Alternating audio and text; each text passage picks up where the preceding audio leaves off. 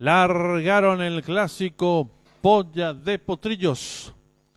Sale a enseñar el camino al participante número 1, New Hope, cabeza de ventaja sobre el 2, Eleven Reporter. Tercero se desempeña el 3, Sanguinario. Cuarto viene accionando a 3 cuerpos y medio el número 5, Insignia. En la quinta ubicación lo hace el 4, Calificado. Más atrás viene accionando el número 6, Fogonero. En la séptima ubicación se desempeña el 5, el número 8, Fratus. Los competidores van a dejar atrás en la indicatoria de los 1200 metros. Asume el comando el lote el número 3, Sanguinario. Medio cuerpo de ventaja sobre el número 2, Eleven Reporter. Tercero se desempeña por dentro el número 1, New Hope. Cuarto mejorando rápidamente por el lado de la pista. Lo viene haciendo el número 5, Insignia. Quedando en la quinta ubicación el participante número 6, Fogonero. Los competidores van a dejar atrás la señal indicatoria de los 900 metros. Hay lucha en la delantera. Por dentro el número 3, Sanguinario. Su costado exterior número 5, Insignia. Quedando en la cuarta ubicación el participante número 6, Fogonero.